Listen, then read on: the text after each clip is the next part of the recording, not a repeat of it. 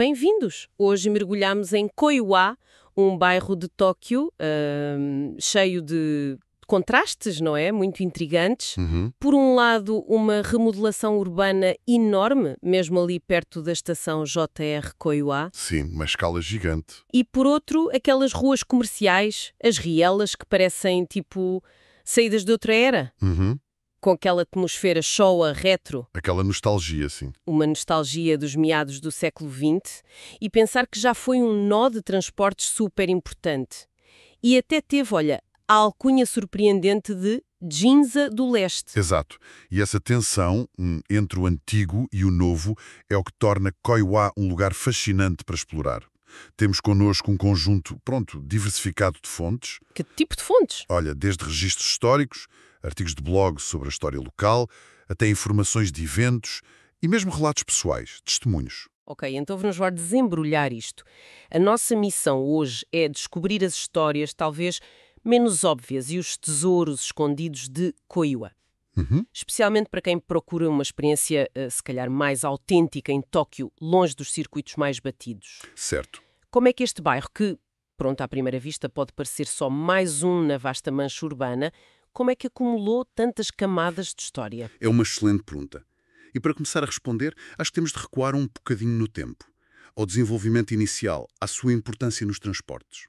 Falamos da chegada do comboio, imagino. A estação de Koiwa abriu em 1899, na era Meiji, portanto, Sim, e tornou-se logo uma ligação vital entre Tóquio e a prefeitura vizinha, Shiba. exato. Mas a importância como ponto de passagem é muito, muito anterior. Já no período Edo, a travessia Koiwa e Chikawa. Ah, o barco. Sim, um serviço de barco para atravessar o rio Edogawa.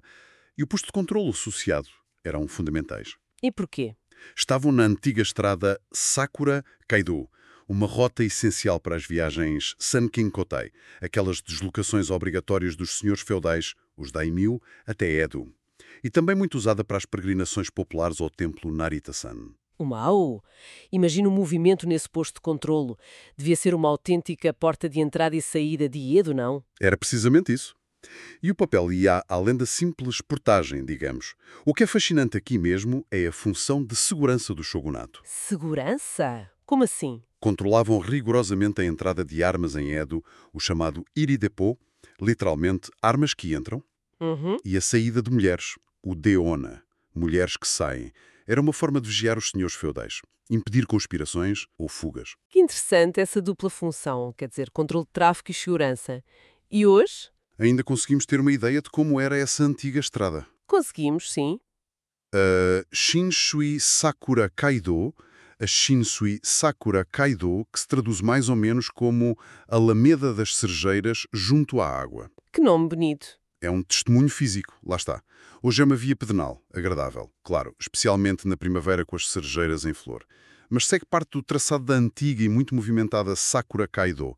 Passear por ali dá uma sensação tangível dessa ligação ao passado. Ok, então, avançando bastante no tempo, chegamos à tal alcunha que me deixou mesmo curiosa. Nos anos 70, Koiwa era a Ginza do Leste. Tono no Ginza. Sim, Há até relatos de que as hóstias dos clubes locais ganhavam tanto como as da própria Ginza. E que em vez de amendoins e coisas secas, serviam sashimi fresco. É aqui que a história fica mesmo interessante. pois é. Essa alcunha reflete um período de prosperidade muito específico. Foi antes de 72, quando a linha rápida Sobu deixou de parar em Koiwa. Ah, foi por isso? Exato. Antes disso, a estação era um ponto de passagem obrigatório para muitos passageiros que vinham de Shiba. E isso atraía uma clientela com dinheiro, gente de sítios como Funabashi, Urayasu, Ronhawata. Vinham para a vida noturna animada de Koiwa. E que tipo de sítios é que davam essa fama a Koiwa? O que é que havia? Havia cabarés conhecidos como os da cadeia Hollywood. Ficavam ali perto da atual loja de pachinko Kainos Neos, mesmo à saída da estação. Ok. E além disso, a rua Jizodori, que hoje tem um ar talvez mais discreto, era na altura a Alameda do Pachinko. Pachinko Yokocho, cheia de salões de pachinko, aquelas máquinas de jogo japonesas. Uau, uma alameda de pachinko. Era um verdadeiro centro de entretenimento para adultos. E isso se calhar explica porque é que ainda hoje se vê em bastantes casas de penhores, Shichiya, Shizu, em Koiwa. Sem dúvida. São como fósseis urbanos dessa era, não é? De grande circulação de dinheiro e vida noturna intensa. Exatamente. E essa vida noturna tinha as suas histórias mais, digamos, obscuras, escondidas. Talvez a mais notória seja a do Tokyo Palace. Tokyo Palace. Apelidado, de forma bastante gráfica, aliás, de grande resorte de prazer nos campos de arroz. Genso no Naka no Dai Kanrakyo. Que nome? Pinta logo uma imagem. O que era exatamente este Tokyo Palace? Bem, a origem é surpreendente. Começou como 5 edifícios de madeira. Eram dormitórios para as trabalhadoras da fábrica de relógios Seiko. Da Seiko, a sério. Sim. Depois da Segunda Guerra Mundial, foram requisitados e transformados numa instalação da RAA, Recreation and Amusement Association. Aquilo servia às forças de ocupação americanas. Ah, ok. Quando a RAA foi extinta, em 46, o espaço foi adaptado e tornou-se um grande distrito de luz vermelha. E como é que funcionava? Era diferente de outras zonas do género? Tinha um sistema peculiar. Havia uma sala de dança central no antigo auditório da Seiko. Os homens compravam um bilhete para entrar e ver as mulheres dançar. Certo. Se gostassem de alguma, compravam um segundo bilhete que lhes dava acesso aos quartos nos edifícios ali à volta. O escritor Sakaguchi Ango, no livro Denyan Harem, Harem Rural, descreveu bem o cenário. O Tokyo Palace fica isolado no meio de vastos campos de arroz. Isolado, nos campos de arroz. Era algo completamente inesperado naquela paisagem, que ainda era bastante rural na época. Isto revela não só a complexa realidade social e económica do pós-guerra, mas também como certos espaços foram, reaproveitados de formas surpreendentes. E temos também testemunhos, não é? De pessoas que viveram ali perto, nessa altura. Descrevem os edifícios de madeira, um banho quente comunitário que funcionava 24 horas. Sim, esses detalhes são incríveis.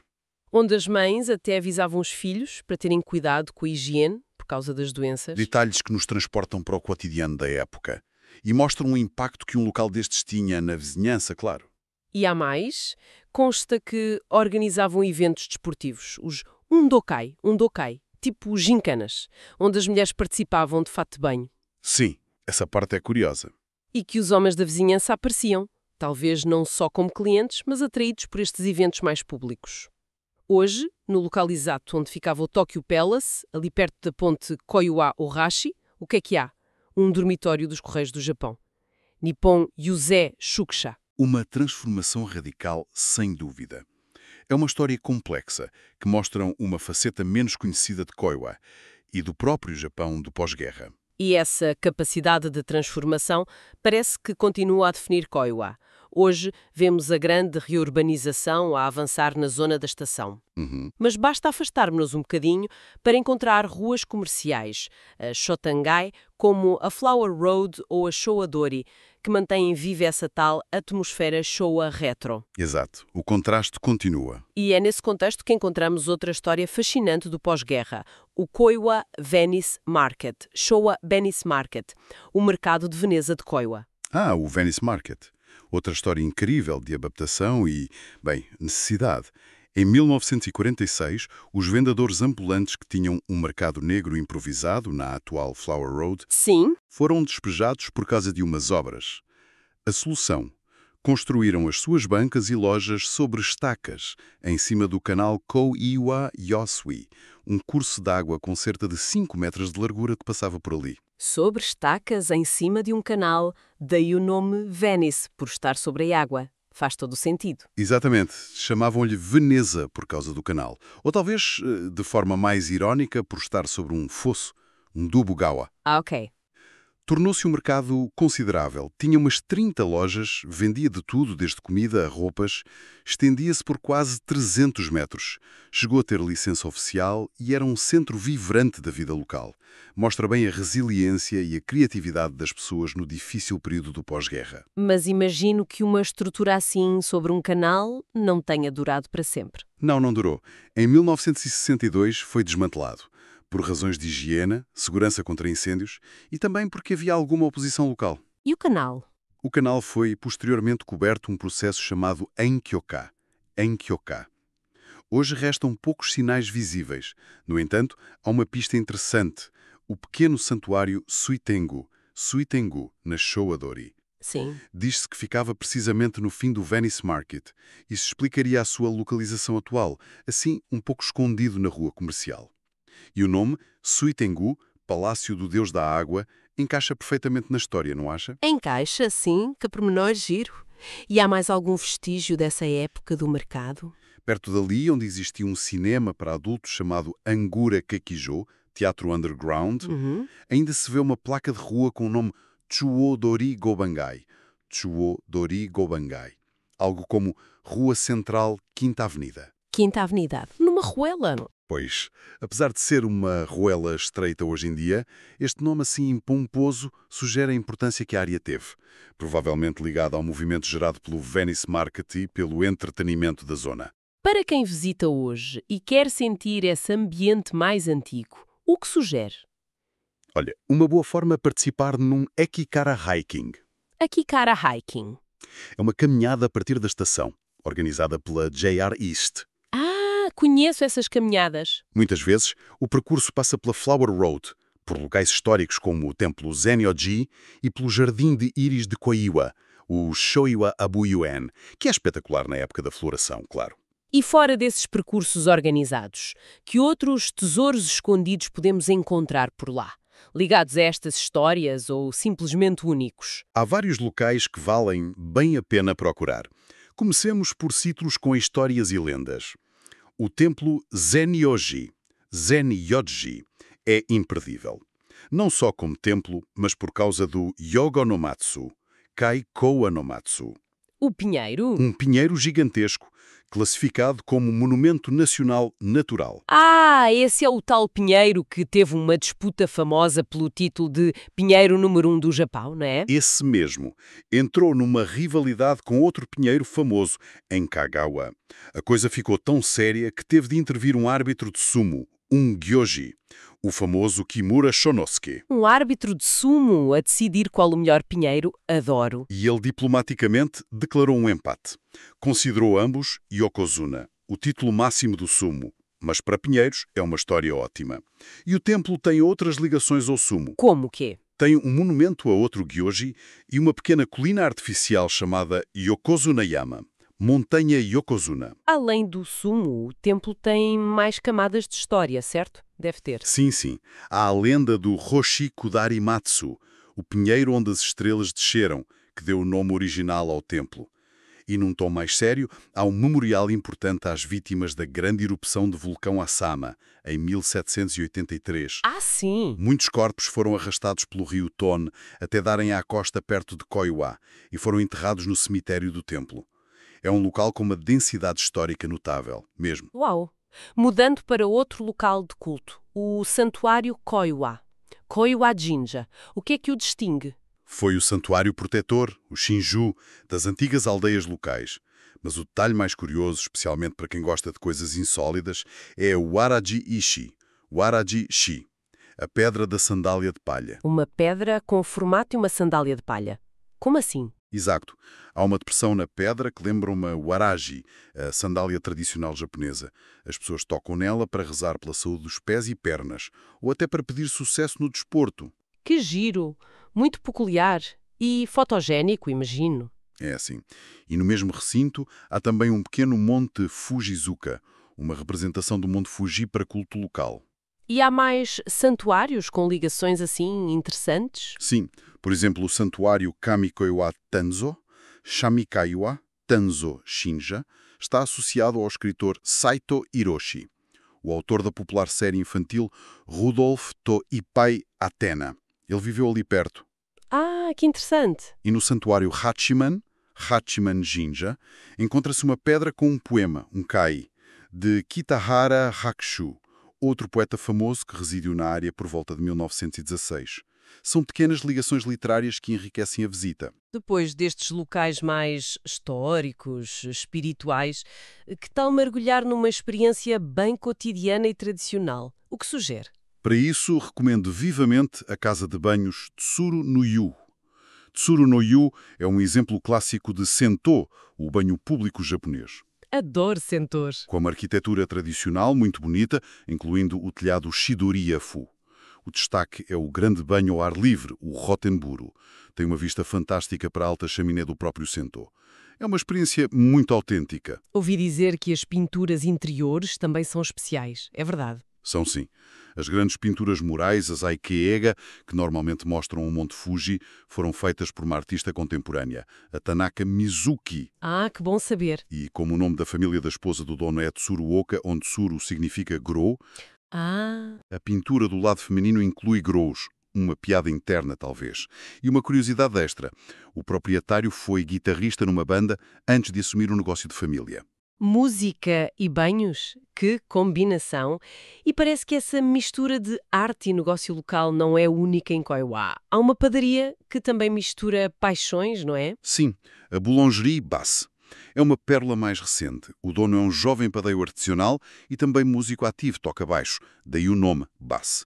A padaria é pequena, mas muito concorrida. E tem alguma especialidade que vala mesmo a pena procurar? Algo único? Tem uma criação muito original e popular. O pão Kurumi Koshian Cream Cheese.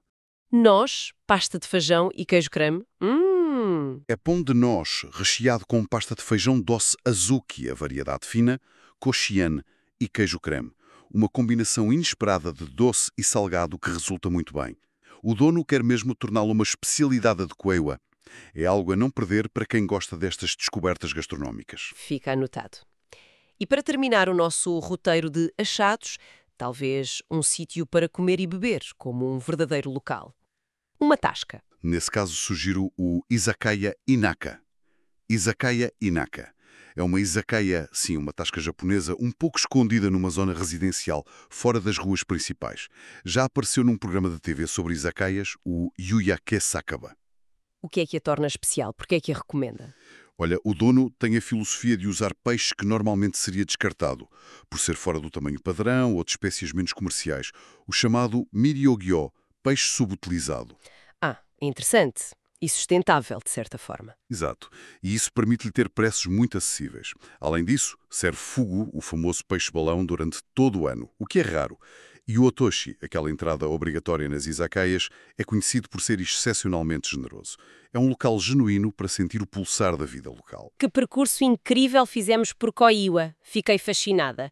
Desde a sua identidade esquecida, como Ginza do Leste, Sim, e palco de histórias como a do Tokyo Palace e do Venice Market, até esta mistura atual de nostalgia Showa e remodelação moderna. E descobrimos tantas joias. O pinheiro gigante com a história do sumo, a pedra da sandália, a atmosfera do Sento Tsuru no Yu, a padaria do músico. então, o que é que retiramos disto tudo? Koiwa é um microcosmos fascinante de como as cidades evoluem, não é? Sem dúvida. As camadas de história superpõem-se por vezes de forma muito discreta, revelando narrativas inesperadas em pequenos detalhes, ou escondendo passados mais complexos sob novas construções. Mostra que mesmo um bairro que parece estar fora dos holofotes turísticos pode ter uma profundidade surpreendente. Rotas do período Edo, mercados improvisados do pós-guerra, vida noturna exuberante dos anos 70. Tudo isto coexiste com a Koiwa de hoje. E isto levanta uma questão interessante, penso eu. Se Koiwa, com as suas múltiplas facetas, guardou histórias como a do Tokyo Palace ou do Venice Market, muitas vezes à margem da narrativa oficial, que outras histórias não contadas existiram sob a superfície de tantos outros bairros aparentemente comuns, em Tóquio ou noutras cidades. É uma excelente provocação final. Fica a sugestão para quem nos ouve, da próxima vez que andarem por uma zona menos explorada, seja na vossa cidade ou numa viagem, olhem com mais atenção Sim, vale a pena. para as placas de rua antigas, para a arquitetura peculiar, para os pequenos santuários ou negócios familiares, que histórias estarão ali, escondidas à vista de todos, apenas à espera de serem redescobertas.